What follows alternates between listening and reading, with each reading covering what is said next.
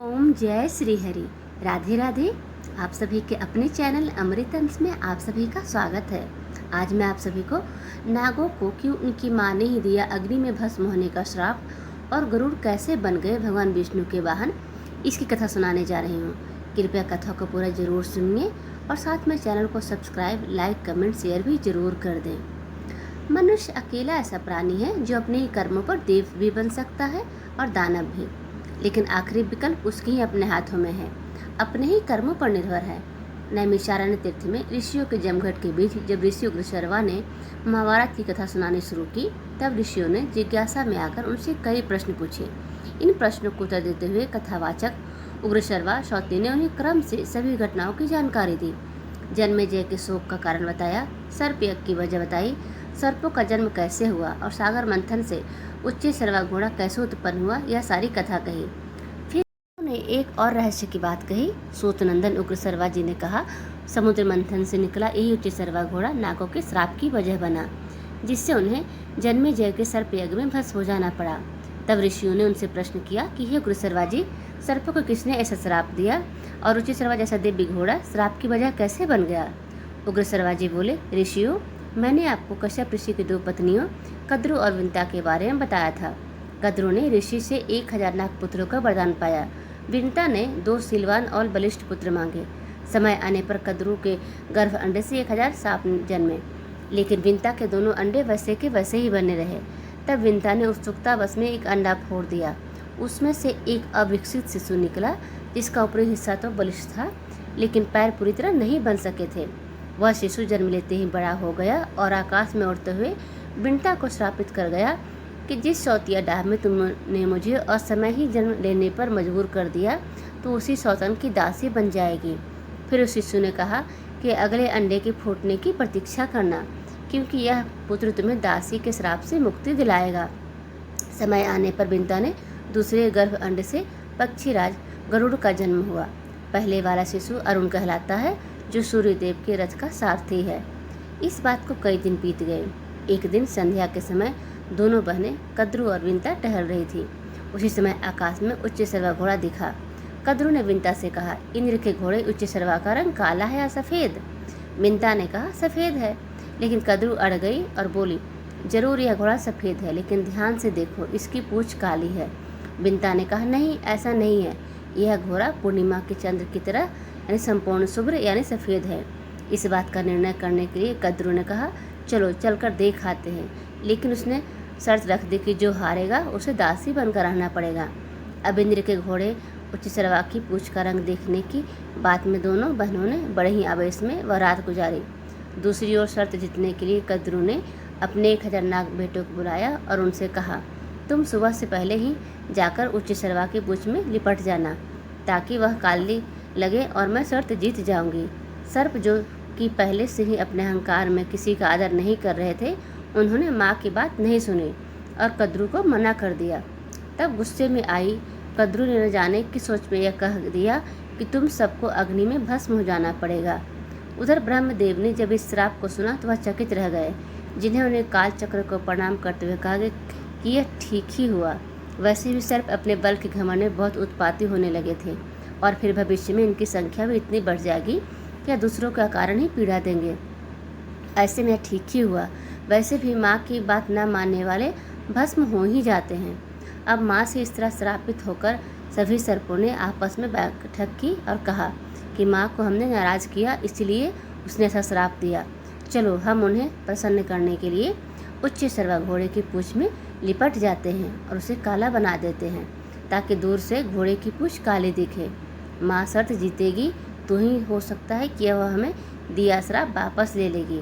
इस तरह सांपों ने माँ के छल में साथ दिया और करकोटक नाम का सर्प उस घोड़े की पूंछ में जाकर लिपट गया और उसे काला बना दिया। अगले दिन कद्रु ने विंता को दिखाया कि यह घोड़ा सफ़ेद है, लेकिन इसकी पूंछ काली है। शर्त के अनुसार विंता हार गई और उसे कद्रु की रास्ता में रहना पड़ा।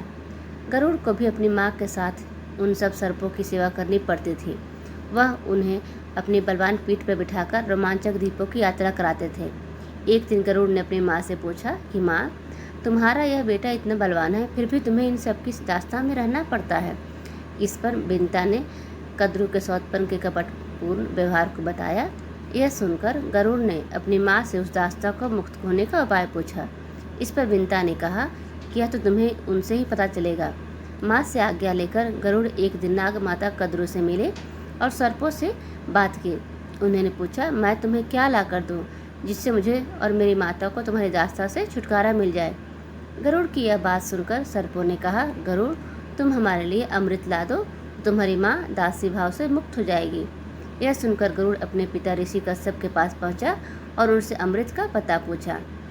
ऋषि कश्यप ने बताया कि अमृत स्वर्गलोक में अमृत सरोवर के बीच स्थित है। इसकी रक्षा देवता खुद करते हैं। यह सुनकर गरुड़ अमृत सरोवर के पास पहुंचा तो अमृत की रक्षा करते हुए महाकाय देवों और अमृत कलश के चारों ओर घूमते हुए चक्र को देखकर वह हैरान हो गया। उसने सोचा कि ये देव और चक्र देवराज इंद्र ने अमृत कलश की सुरक्षा के लिए लगाए हुए हैं। चक्र में फंसकर मेरे पंख कट सकते हैं, इसलिए मैं बहुत छोटा रूप धारण कर इसके मध्य में प्रवेश करूंगा। गरुड़ को देखकर एक देव ने उस पर हमला किया, लेकिन गरुड़ ने उसे घायल कर पराजित कर दिया। इसके बाद गरुड़ ने अमृत कलश पंजों में दबाया और वापस उड़ गया। इधर यह सुनकर इंद्र अपनी देव सेना की एक टुकड़ी के साथ ब्रज हाथ उठाए गरुड़ की खोज में निकल पड़े। आकाश मार्ग में उड़ते हुए शीघ्र ही उन्होंने गरुड़ को देख लिया और अपना ब्रज चला दिया। इंद्र के वज्र का गरुड़ पर कोई असर न हुआ, लेकिन गरुड़ ने इंद्र के वज्र के समान में अपने डैनों से सिर्फ एक पंख हानि के रूप में नीचे गिरा दिया।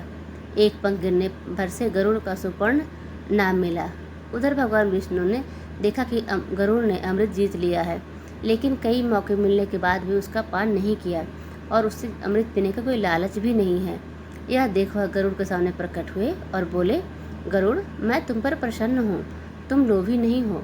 मौका होने के बाद भी तुमने अमृत पान नहीं किया। मैं तुम्हें वर देना चाहता हूँ, मांगो। उच्च शर्वाजी ने कथा सुनाते हुए कहा। भगवान विष्णु को सामने देखकर गरुड़ ने उन्हें प्रणाम किया और वरदान मांगा। पहला तो मैं आपके हर चिन्ह में शामिल रहूं, आपकी ध्वजा में निवास करूं, आपके स्थानों पर प्रहरी बनूं, और दूसरा यह कि आप मुझे देवताओं के लिए सुलभ अमरता बिना अमृत पान के ही दे दीजिए, ताकि अजर अमर होकर आपकी सेवा करूं। भगवान विष्णु ने कहा, तथास्तु, ऐसा होगा। ये वरदान पाने के लिए बाद से गरुड़ भगवान विष्णु के चिन्ह, ध्वजा, निवास के प्रहरी आदि सभी कुछ पर है। अब गरुड़ ने कहा कि मैं भी आपको वर देना चाहता हूँ, आप भी मुझसे मांग लीजिए। यहाँ लोगों को लग सकता है कि भक्त भगवान को वरदान कैसे दे सकता है। असल में यह सनातन की खूबी है। यहाँ न भक्त बड़ा है और न ही भगवान, दोनों की भावना ही बड़ी है। गरुड़ जी ने जो वरदान देने की बात कही, असल में वह उसे ही वरदान मिला। भगवान विष्णु ने कहा, तुम मेरे वाहन बन जाओ। गरुड़ ने यह सहर्षि स्वीकार कर लिया। अब वह विष्णु वाहन नाम से भी जाना जाने लगा। इस तरह गरुड़ के 3 नाम और हैं, बेंता का पुत्र, वैंतेय, शुपर्ण और विष्णु वाहन। उधर यह सब देख इंद्र मन में सोचने लगे, यह तो महान पराक्रमी है। मेरे वज्र का इस पर जरा भी असर नहीं हुआ, जबकि मेरे वज्र के प्रहार से पहाड़ तक टूट के चूर्ण बन जाते हैं। ऐसे पराक्रमी को शत्रुता से नहीं, मित्रता से काबू में करना चाहिए, और इस पर भगवान विष्णु की भी कृपा है। यह सोचकर इंद्र ने गरुड़ से कहा, पक्षीराज, मैं तुम्हारी वीरता से बहुत प्रभावित हुआ हूँ। इस अमृत कलश को मुझे सौंप दो और बदले में जो भी वर मांगना चाहते हो मांग लो। गरुड़ बोला, यह अमृत मैं अपने लिए नहीं, अपनी माता को दास्ता से मुक्त कराने के लिए, नाग माता को देने के लिए जा रहा हूँ, इसीलिए यह कलश मैं तुम्हें नहीं दूंगा। इंद्र बोले, ठीक है, इस समय तुम कलश ले जाकर नाग माता को सौंप दो, लेकिन तुम इन्हें इसे प्रयोग मत करने देना। उचित मौका देखकर मैं वहाँ से यह कलश गायब कर दूंगा। गरुड़ बोले, अगर मैं तुम्हारी बात को मान लो तो मुझे बदले में क्या मिलेगा? इंद्र बोले, तुम्हारा मनपसंद भरपेट भोजन, तब से तुम्हें इन्हीं नागों के खाने की इजाज़त दे दूंगा। यह सुनकर गरुड़ अमृत कलश लेकर कद्रू के पास पहुंचा और कुश के आसन पर रख दिया। इसके बाद वह बोला, माता, अपनी प्रतिज्ञा अनुसार मैं अमृत कलश ले आया हूँ। अब आप अपने वचन से मेरी माता को दास्ता से मुक्त कर दें। कद्रू ने उसी क्षण विंता को वचन से मुक्त कर दिया और अगली सुबह अमृत नागों को पिलाने का निश्चय कर वहाँ से चली गई। रात को उचित मौका देखकर इंद्र ने अमृत कलश उठा लिया और वापस स्वर्ग ले गए। दूसरे दिन सुबह नाग जब वहाँ पहुँचे तो अमृत कलश गायब देखकर दुखी हुए। उन्होंने उसको आसन को चाटना शुरू कर दिया। उनकी जीभ 2 हिस्सों में फट गई। तब से सर्पों की जीभ 2 भागों में बटी दिखाई देती है। उधर गरुड़ के भगवान विष्णु की सेवा में जाते ही देवता भयमुक्त हो गए। यह कथा सुनाकर उग्र सर्वाजी ने ऋषियों से कहा, ऋषिगण, इसीलिए माता के आशीर्वाद को सबसे महान माना गया है। वरदान और श्राप, सृजन और विनाश दोनों ही उनकी गोद में डालते हैं, झूलते हैं। नागों ने अपनी माता से अग्नि में भस्म होने का श्राप पाया और समय आने पर उन्हें जन्मेजय के नागयज्ञ में भस्म होना ही पड़ा। कथा सुनने के लिए आप सभी का बहुत बहुत धन्यवाद। प्लीज़ आप सभी ऐसे ही अपना साथ बनाए रखें ताकि मैं आपके लिए नई नई कथा और नए नए गीत लाती रहूं। आप सभी प्लीज़ चैनल को सब्सक्राइब करना ना भूलें। आप सभी का एक बार फिर से धन्यवाद।